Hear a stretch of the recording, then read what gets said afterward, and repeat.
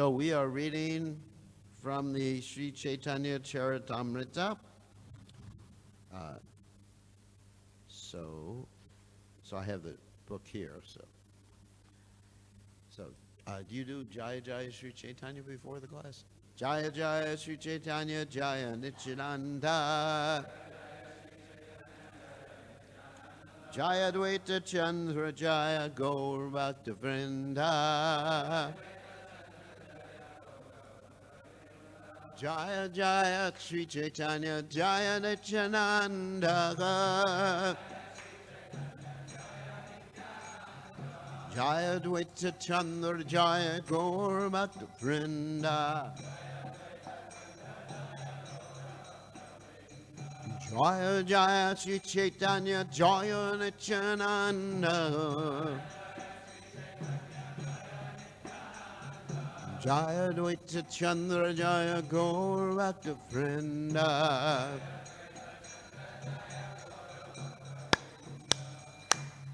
Okay, so you read responsively the verse that has the purport, right?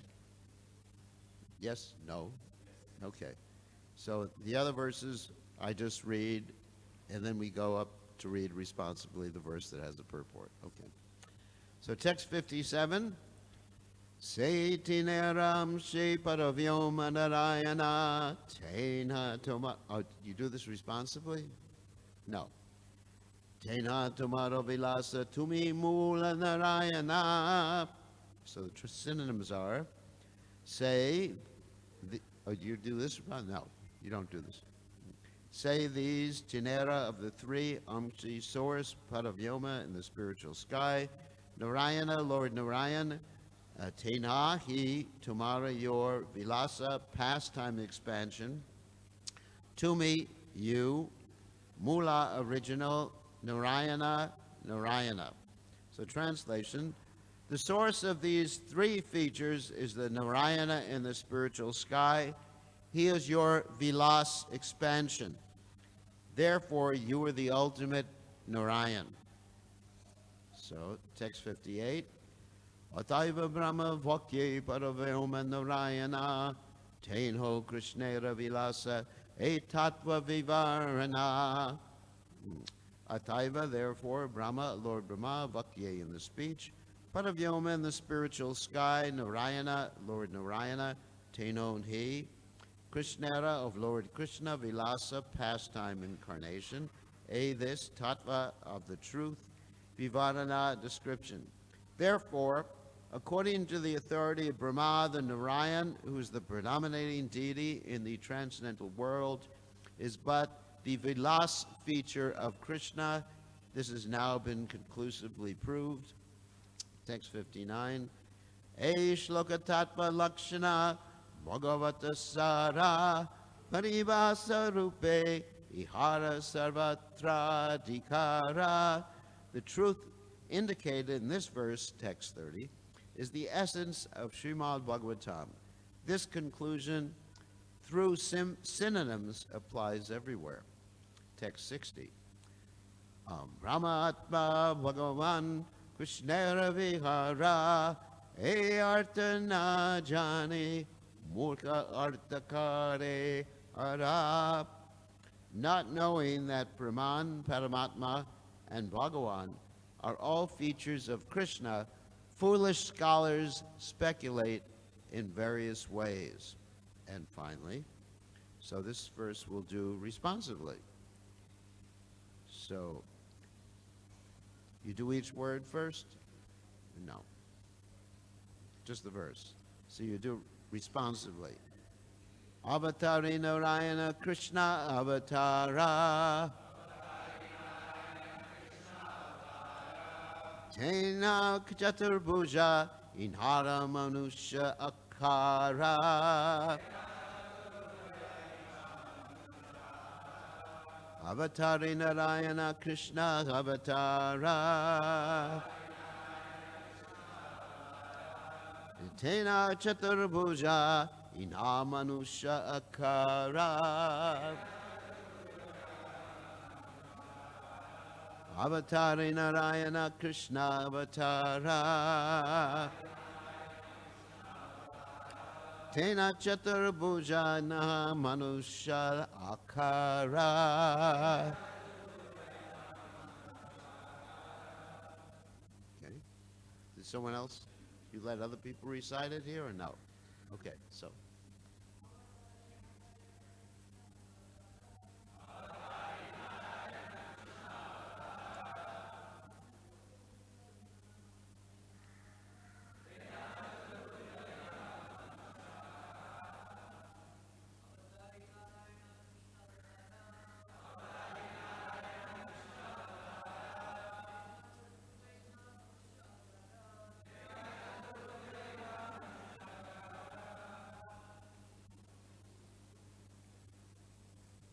Anyone else?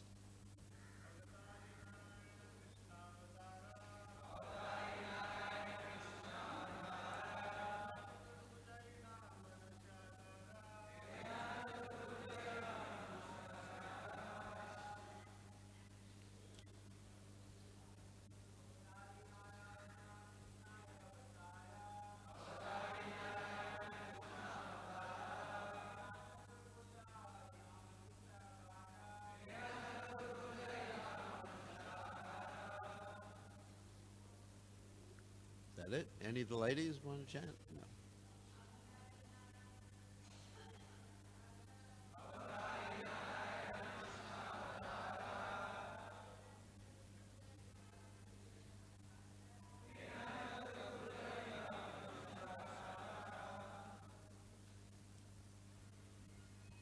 That's it? Okay.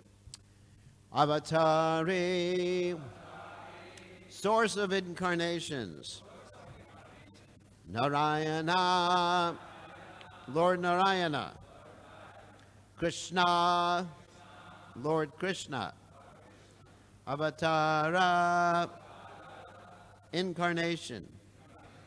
Tenha, that. Chatupuja, forearms. Inha, this. Manusha, like a man. Akara, form. Translation, because Narayana has 4 hands, whereas Krishna looks just like a man, they say that Narayana is the original God, whereas Krishna is but an incarnation. So, purport, by His Divine Grace, A.C. Bhaktivedanta Swami Srila Prabhupada Ki Jai. Some scholars argue that Narayana is the original personality of Godhead, of whom Krishna is an incarnation, because Sri Krishna has 2 hands, whereas Narayana has 4. Such unintelligent scholars do not understand the features of the Absolute. Okay, Srila Prabhupada Ki Jai. So, Om Ganat Timidandasya Gananjana Shalakaya Chakshur Unmilitam Yena Tasmai Shigurave Namaha. So this is actually a very important point being made by Srila Prabhupada in this purport and in this section of the Chaitanya Charitamrita. Because as you go to different places in India, you will find some people, especially if you go to South India, to Tirupati, Srirangam, they'll be telling you that actually is Narayan or Vishnu, who is the source of all the different incarnations. So you'll hear this again and again and again. So it is very important for us to establish the Siddhanta. This is part of the basic aspect of the Siddhanta. Sambandha. You have 3 aspects of our practice. Sambandha, Abhideya, Prayojana. Sambandha means to understand what? The tattvas. For those of you who don't know what a tattva is, A tattva, the word actually means something that is. In other words, an eternal category. Like Vishnu Tattva, Jiva Tattva, Shakti Tattva. Vishnu Shakti Para Prakta Shechak Yakya Tata Para Vidya Karma Sankanya Tritir Shakti Ishate. Anyway, it's very important to understand these tattvas and their relationship between each other. That's called Sambandha Gyan. Everybody understands that? So, what is Vishnu Tattva? The relationship with the Jiva. Mami Vangsa Jiva Loke, Jiva Bhuta Sanatana, Manaksashtani Andriyani, Prakritishtani Karshati. So here, we're being presented with the category of Vishnu Tattva. Okay, one thing I wanted to mention. A Tattva is an eternal category. Other things are not eternal categories, like this table or this seat or anything like that. These are not eternal categories. Nasate vijito bhavo, nabhavo vijite sataha ubayor dushtu antas, 20os tattva darshabihi. Those sages consider those things that have a beginning and end to be unreal, temporary. But we're talking about, right now, Vishnu Tattva. Okay. So, the category of Vishnu Tattva is very, very important to understand. And so in order to understand that, we have to know what our source of knowledge is about these things. This is the first thing that Srila Prabhupada teaches. What is it called? In philosophy, it is called epistemology. Anyone's heard of the word epistemology before? A new word for you can impress people. And if you use this word, and what comes afterwards, what I'm going to describe afterwards, you can establish the Krishna conscious philosophy to everyone in India and everyone around the world. Because epistemology, it means, how do you know what you know? So whenever we're talking to someone, even if we're having an argument, Krishna's God, Vishnu's God, I'm God, you're God, we're all God, whatever they say. People say so many nonsense things. There's no God. Just ask them, how do you know what you know?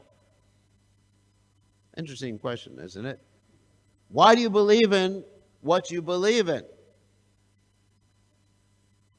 These are questions that everyone should ask. And then Prabhupada explains in the Usthapana that if we are believing in things because of our own beliefs or because what we've been taught by our mother or what we see, that is faulty. Because why? Everybody knows the 4 defects of the conditioned soul that we're all subject to. Imperfect senses, right? Like you can see something that doesn't exist. Or you could not see something that does exist.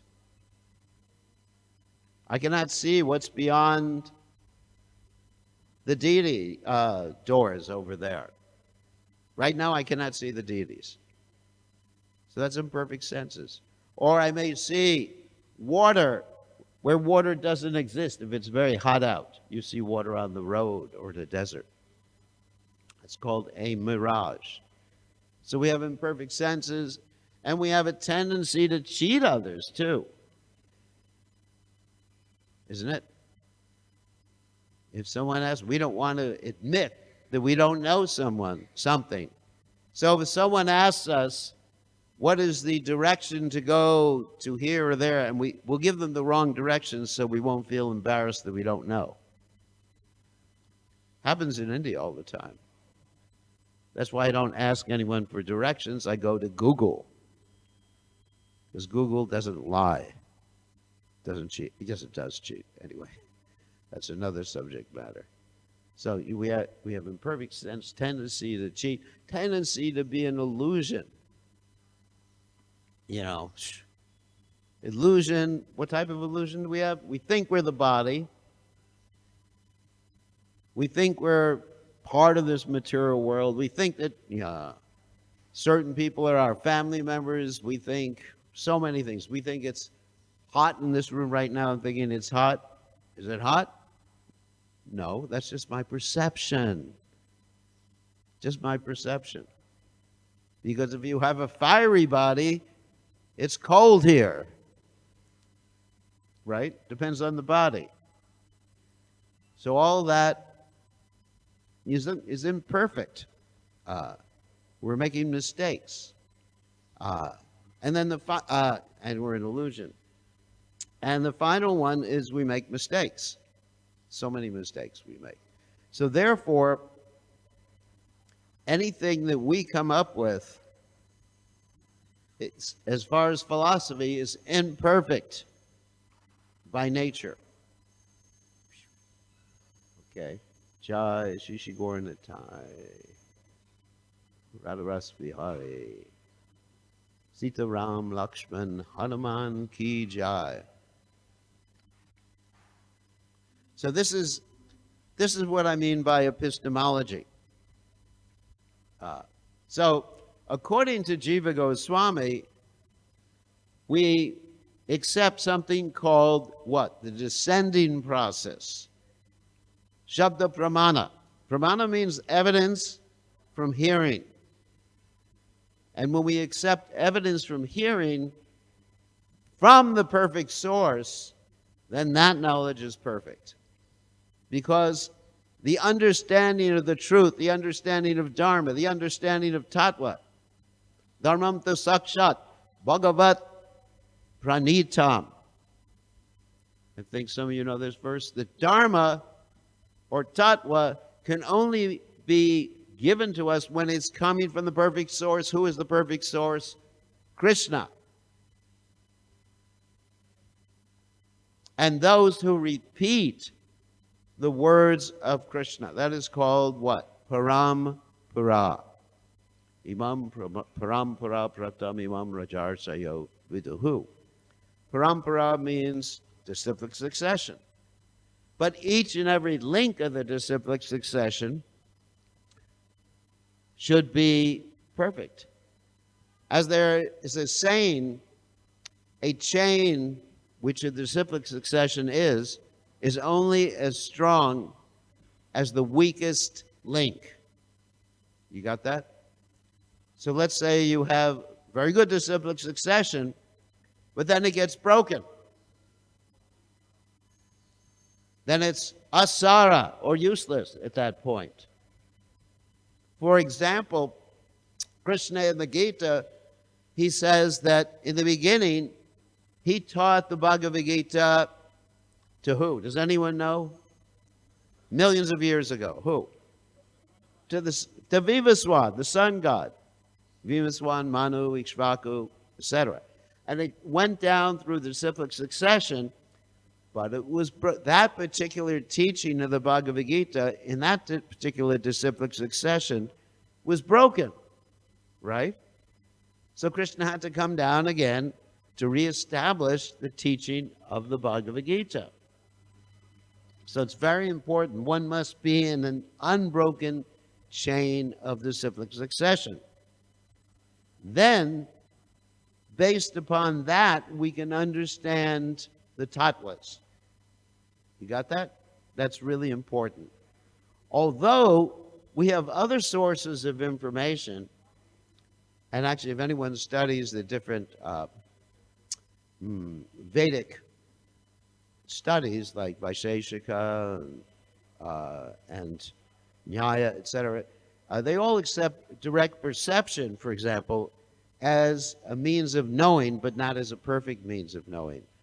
The only perfect means of knowing is to actually hear from disciplic succession. Now, as far as the tattva of Vishnu, or Vishnu tattva, which is a category, is concerned, how do we understand, or why do we understand that Krishna is the source of Narayan? Very interesting question. And what is our ultimate source in the Gaudiya Vaishnava and Sampradaya of understanding things. This is explained by Srila Jiva Goswami in his Tattva Sandarbha. In his Tattva Sandarbha deals with epistemology. Again, epistemology means how do you know what you know? There's other ologies like teleology, which means the study of purposes, ontology, which means the nature of something. Just like the ontology of the soul is ajo nitya shashvato yam parano nahanyate hanyamane sharire. The ontology of the soul is eternal. So these are different branches of philosophy. It's important, I think, for you all to understand these words because you're going to be presenting this philosophy to intelligent people.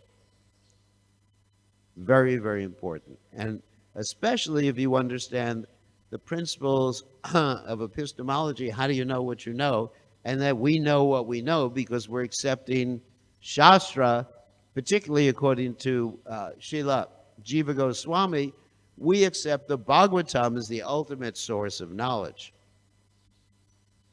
Because there are many Shastras, right?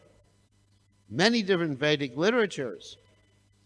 Bhagavatam is not the only Vedic literatures. However, most of the other Vedic literatures are what? Meant for the three modes of nature.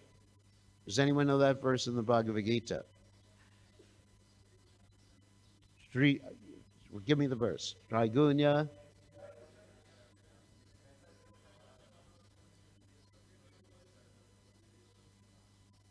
Okay. As Krishna explains to Arjuna in Bhagavad-gita, the Vedas mainly are comprised of what? The three modes of material nature. And he's saying to Arjuna, rise above these modes. Be transcendental. So really, you need an acharya to teach you which parts of the Vedas are important.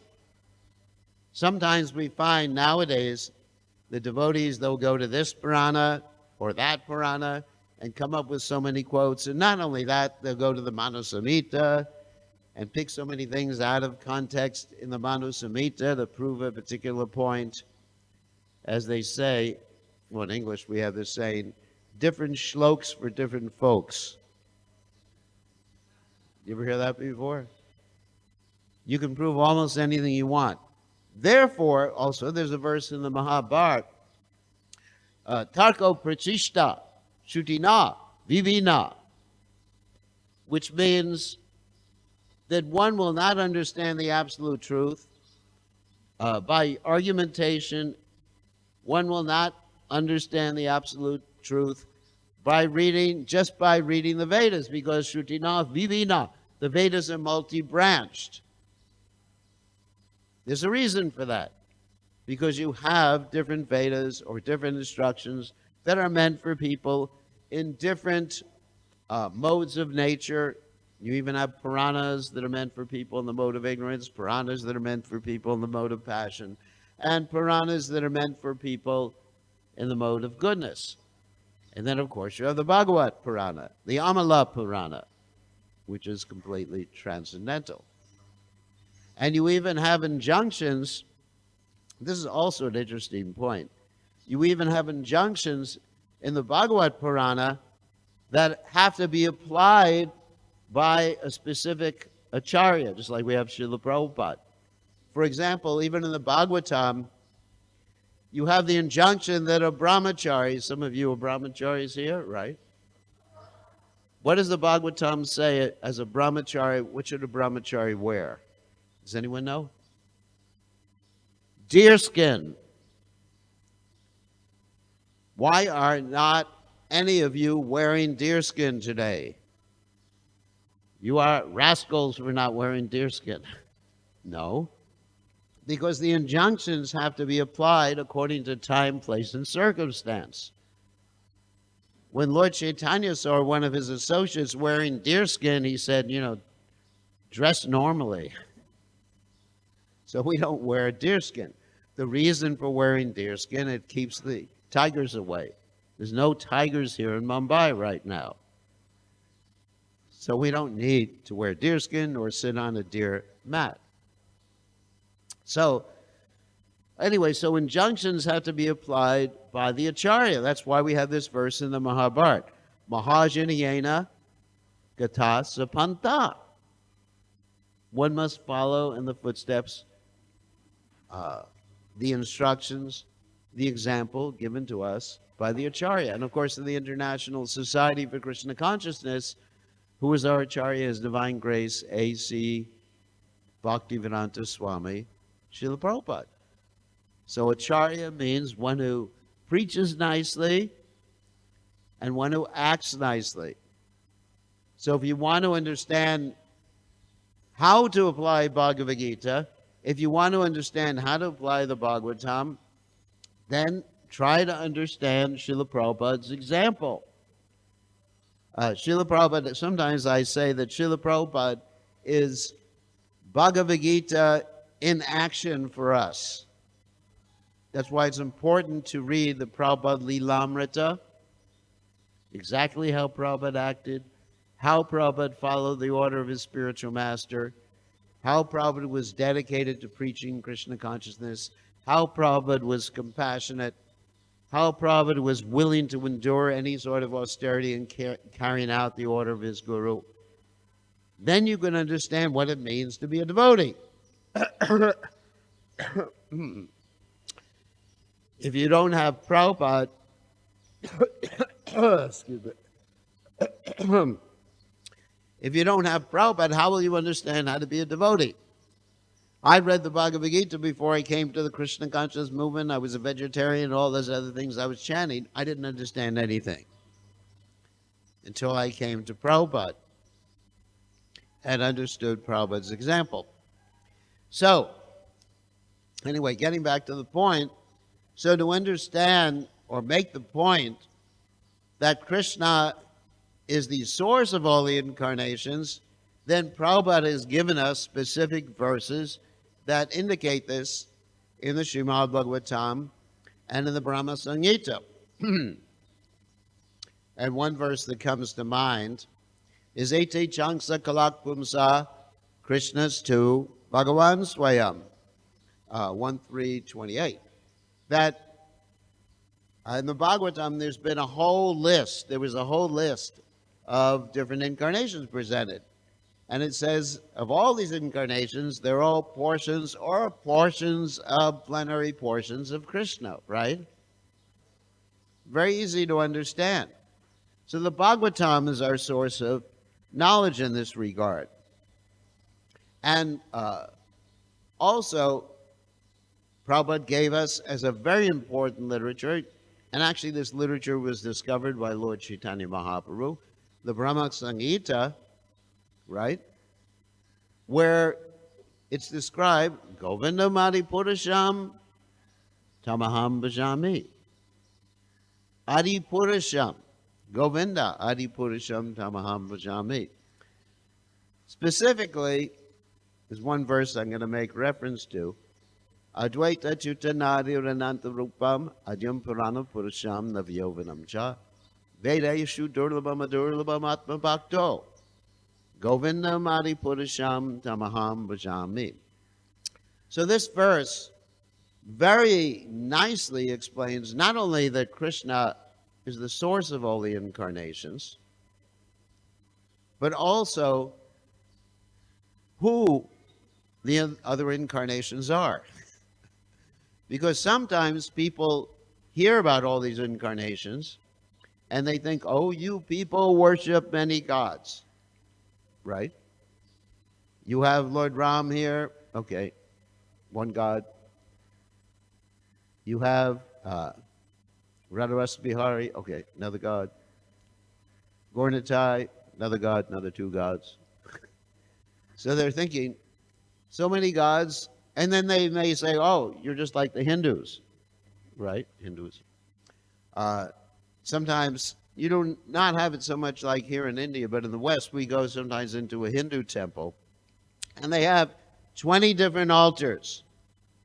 You only have 3 here. And different demigods on each altar. You have Mahavir, not even demigods. You have Mahavir. Maybe you have some Indian politician on another altar. You know, I'm not going to mention some of the people they have on different altars. And many gods, and the Brahmin who invites you to the temple will say, what will he say? He'll say, here are the gods. The gods. Okay. He doesn't know which one is God. Of course, there's a story. One time, an Englishman went to the temple, one of these temples, and he said, pointed out to Krishna, that must be God. And the Brahmin said, why do you say that? And he said, because he's the only one who's enjoying. He's with his girlfriend. And everybody else is working or meditating or doing something. So he must be God. So anyway, so you have this bewildering array of different demigods and different personalities. And of course, sometimes in the past, when I was more fanatical, I made the mistake of quoting this one verse when I was giving a lecture in the Hindu centers. Yastu Narayanam Deva Brahma Rudradi Daivatas Mitve Neva Viksheta Sapashandi Bhavetruvam. Now, if those of you who don't know this verse, this verse quoted by Prabhupada, it says, those who think that these demigods are equal to Narayan, he is a Pashandi. So once I said that, I got kicked out of the Hindu temple and never got invited again. Because basically, I was calling people Pashandis. Of course, I could say that's what Prabhupada said, but it wouldn't be too politically correct. So nowadays, when I go to a Hindu temple, I just say, chant Hare Krishna and be happy. So anyway, so one may come here and think the same, but we understand the nature, this is called, again, a fancy word, ontology of the Supreme Personality of Godhead. Krishna is the source of all incarnations, but Advaita Achyuta, that all these incarnations, all these different Vishnu Tattva forms are all the same person. Krishna, Ram, Balaram, same person, acting differently in different circumstances, simultaneously. Now, this is really inconceivable, isn't it? All of you, including me, we can only be in one place at one time. I'm not good at multitasking. I'm very bad at multitasking. I can do one thing at one time, and that's it. Krishna can do unlimited things in unlimited places simultaneously. And not only that, he can be doing several things or many things in the same place in different moods simultaneously. And not only that, let's say to Krishna and Balaram, they can have differences of opinion. Did you have a differences of opinion with yourself? I don't think so. That's very difficult, right? Just like Balaram, he wanted to marry Subhadra with who? Does anyone know? Duryodhana. Krishna had a different idea. He wanted Subhadra to marry Arjuna, so Krishna had to disobey his older brother. Very bad. You should not disobey your older brother. Unless your older brother tells you not to join the Hare Krishna movement. Then you can disobey your older brother. And you could disobey everybody who tells you not to join the Hare Krishna movement. So anyway, so basically, this is amazing if you think about it. How Krishna and his incarnations can be at the same time, same place, doing innumerable things simultaneously. I cannot conceive of it, right? Therefore, we have this word achintya, something that I know it to be true because the Vedic literatures say it, Prabhupada says it, but I don't even understand how it's possible. I don't need to understand how it's possible. I don't need to understand how Krishna can put a tree inside a seed. I don't need that information. All I know is that Krishna can do anything and everything, and there's no limitations. Just like that story when Narada Muni told the Brahmin that Krishna is putting an elephant through the eye of the needle, the Brahmin said, impossible. But nothing is impossible for Krishna. That is pretty amazing. And there's other stories of Krishna relating or Krishna interacting with his expansions, just like when the sons of the Brahmin were being kidnapped by the Mahavishnu, story in the Srimad Bhagavatam, right? And Krishna and Arjuna had to go up and see the Mahavishnu. And Mahavishnu said, I just wanted to see you. Can you imagine? Same person. There's not two gods. Advaita. That means non-dual. Achyuta. Infallible. And Ananta Rupam. Unlimited forms. So that's the nature of God. And the most attractive form, another reason we know, is that Krishna is the Supreme Personality of Godhead, or Krishna is the most perfect manifestation of the Supreme Personality of Godhead, is from Bhakti Rasamrita Sindhu, Nectar Devotion, because Krishna exhibits more qualities than Narayan, right? What are those qualities that Krishna exhibits more than Narayan? He has much more beauty, unexcelled beauty. Plays the flute. Narayan never plays the flute. He doesn't do it when he's Narayan. He only does it when he's a coward boy, and that's Krishna. Krishna is tu Bhagavan Swayam. He has intimate pastimes. You never see Narayan dancing with someone else's wives in the middle of the night, right? Do you ever see that? Not really. Not really. And devotees who were just intimate devotees, you don't see that. When you go to see Narayan, just like I was in Pune, and they have Venkateshwara. Balaji, of course, meets Krishna as a young boy, but he's generally worshipped like this in the mood of Vaikuntha. Like Om Namo Narayanaya Namaha, Om Namo Narayanaya. Like if you go to Srirangam or to other places in South India.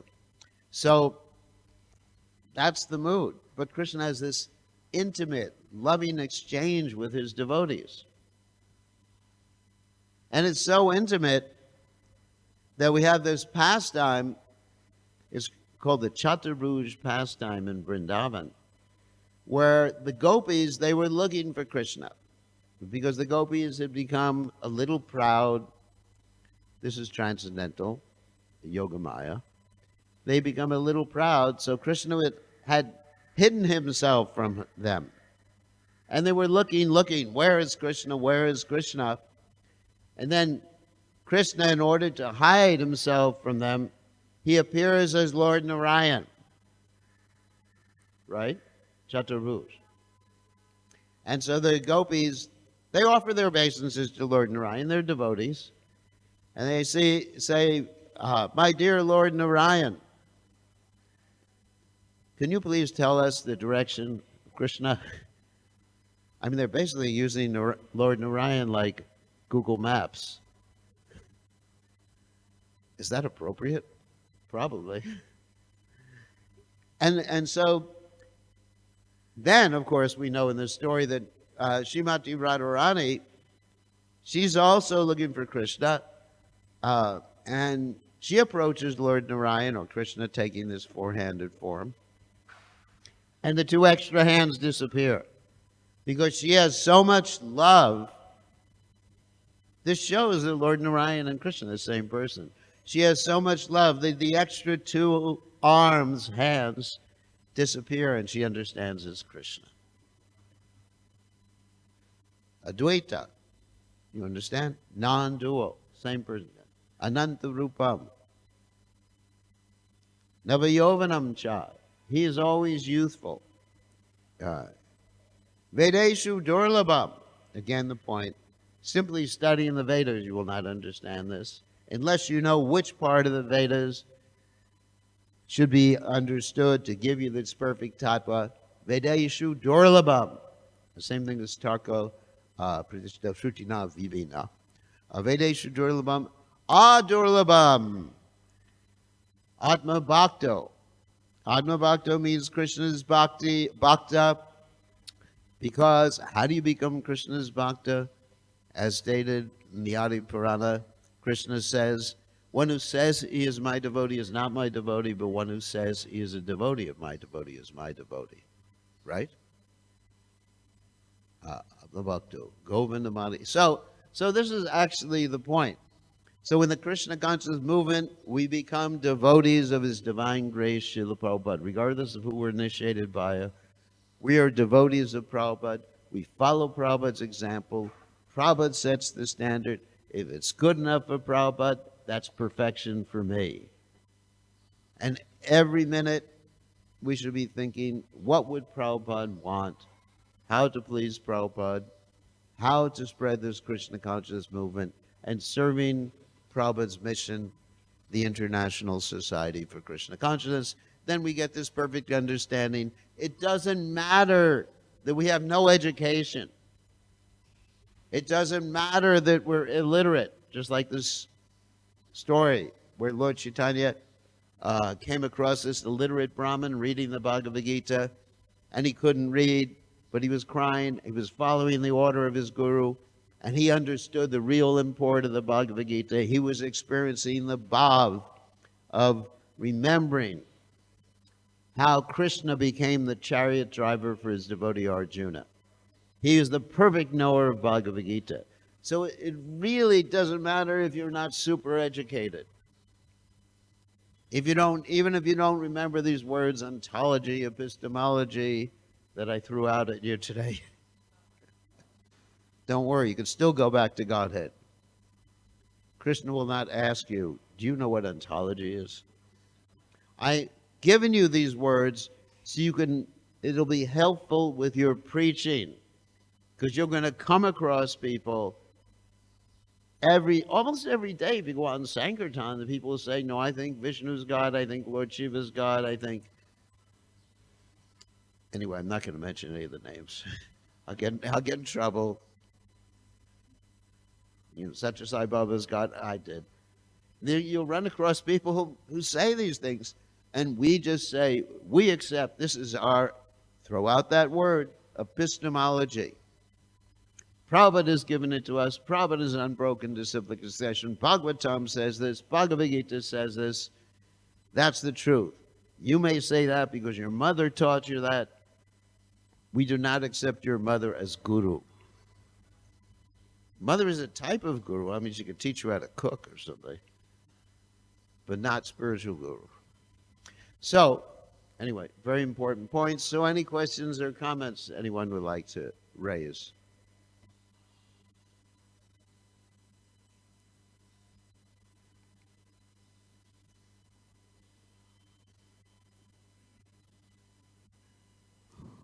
Thank you very much, Maharaj. In terms of preaching, many times you mentioned about epistemology. Yeah. But the common ground comes when we are preaching. Common ground, what should be our common ground where we can preach them? Because why this question is coming, because I see people react based on their faith, their Shraddha, onto the Mahajanas or to the Shastras, in terms of anything, wherever they receive knowledge from. Right. So, what should be the common ground to preach them, newcomers?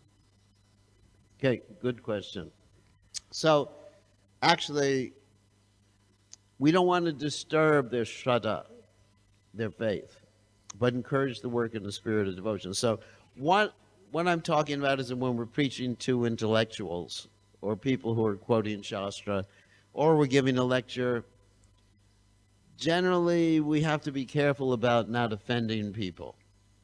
As I mentioned sort of in the beginning of class, that when I was a new devotee, I was not careful about offending people, and I did offend a lot of people. Anyway, because I was fanatic in my preaching. What can I say? Here's an example in my personal life that I first walked into a Hare Krishna temple, when was it, 1968 or 69, before any of you here were born. And so the devotees preached inappropriately to me. They were very heavy. They told me if I didn't join immediately, shave all my hair, put on a dhoti, this is in America, not India, then I was going to be in Kali Yuga, I was going to be as short as a dwarf, I was going to be living underground, I was going to be eating human beings. I said, get me out of here. So I ran away from the Hare Krishna movement before I joined. This is before I joined. And so for the next year or two, every time I saw a devotee, I just turned my car in the other direction and went as fast as I could to get away from the devotees. Confirmed. So we'll let them finish with a bell.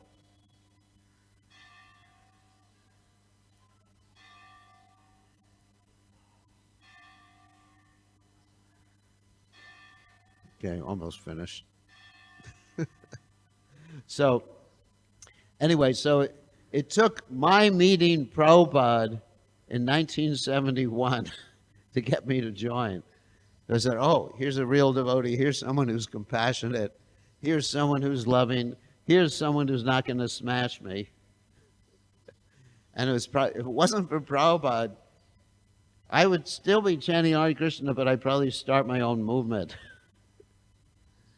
So, anyway, so the point is, I was actually speaking to people in Pune about this too, that before speaking to anyone individually, we should know what their beliefs are, who they are, what their attachments are. In other words, use your ears and say, where are you from, what do you believe in, and then transform that. Like if someone, let's say if you go into someone's house, and this happens to me quite often, and they have one of the demigods on the altar. So what I'll do is I'll say, very nice, put the demigod one step down, put Krishna on the top. I won't go up to their altar and grab the demigod off and say, what are you doing? You're in Maya. Krishna's God. I'll say, Lord Shiva likes to eat what? Krishna Prasad.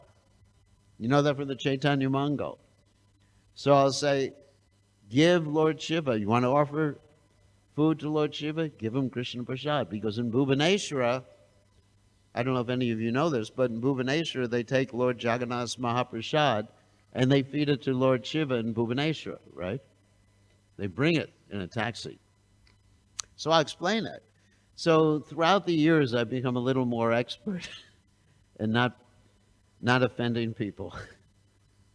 But when giving class, then it's different. Like you find Prabhupada generally was like that too.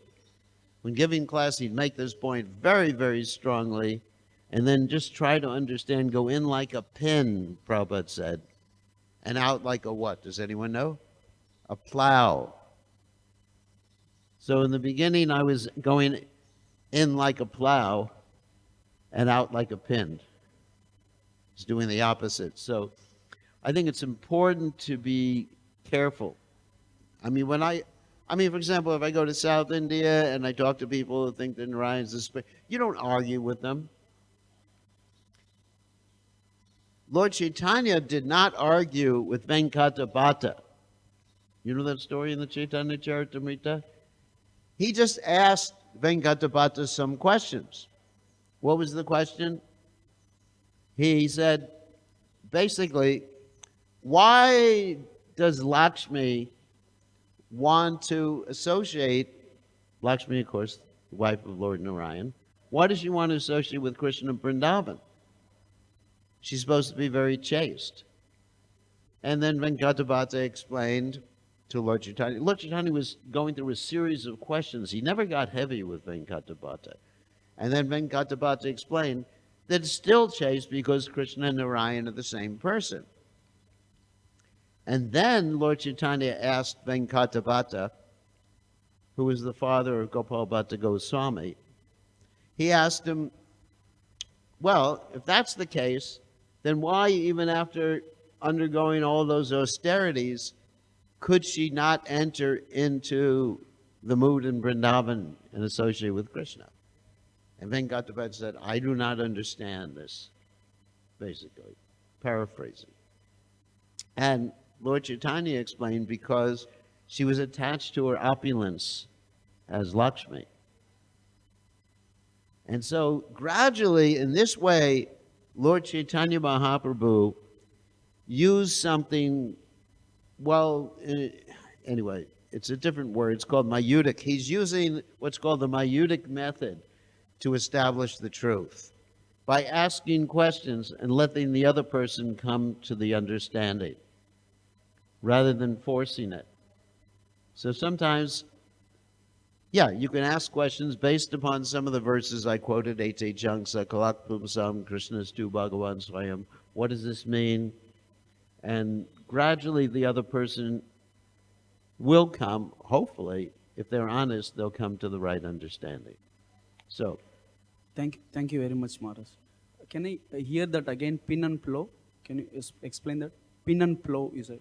what? Pin and plow. Okay. Prabhupada said that when you're preaching to someone, you have to go in like a pin. That means very small. And come out like a plow means you've taken them over. Like Prabhupada, here's another example Prabhupada gave. You go to someone's door, you knock on the door, okay? And they say, who's there?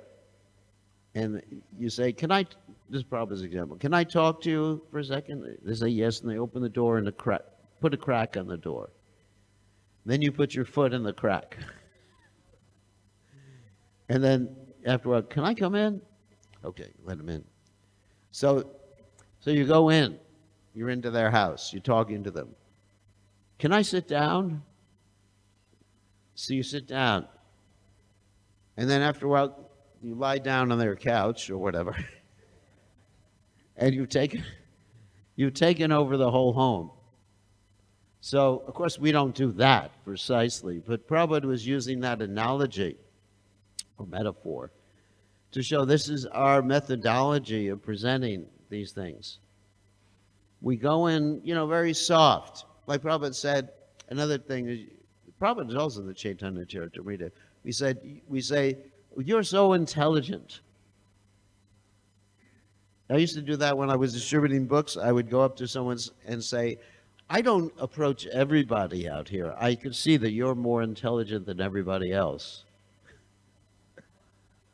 Try that, And they say, finally someone understands me, they were thinking. And then Prabhupada said, then forget everything you learned. After you praise them a little bit, there's actually some Sanskrit verse about this, or Bengali verse about it. And then forget everything you learned. So in other words, going in like a pin means very carefully. And then once you've gotten their confidence, then you can almost do anything. Make friends. Just like here, you may want to do some fundraising, for the temple. But as you probably know, friend raising is more effective. there's also this saying when you're collecting money for a temple or something like that, if you want advice, you ask for money. If you want money, you ask for advice. Do you understand? So, does that answer the question? Thank you, Maharaj. Yes, Maharaj. Yes. So, any other questions or comments? No? Oh, yeah. Give him the microphone.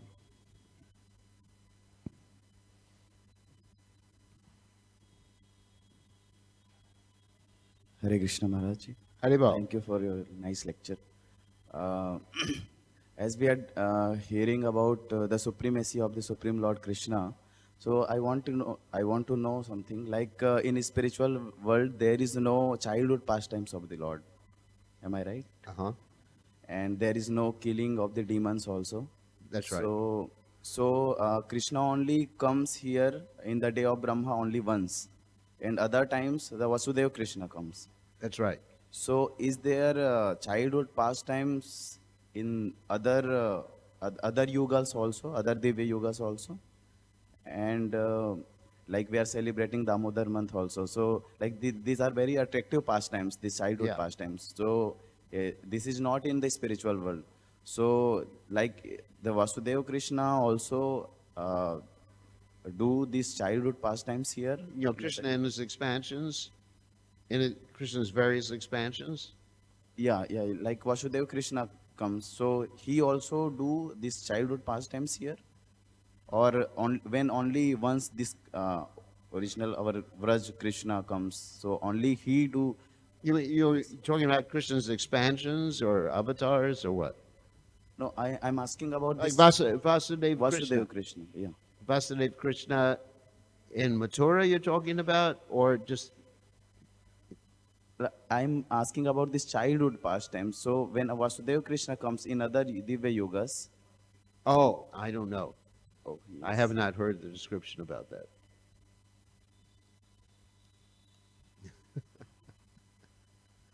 But Krishna can do anything he wants. But unless I have some Shastric reference, I can't say. So if there is no childhood pastime there in spiritual world, so like what kind of Vatsalya ras is celebrated? First of all, there's no childhood pastime, no baby pastimes like that in the spiritual world. However, there's the what is that word in Sanskrit I'm looking for? Anyway, there's the abhiman. Okay, the abhiman. There's the concept and remembrance of the childhood pastimes. There's the conception.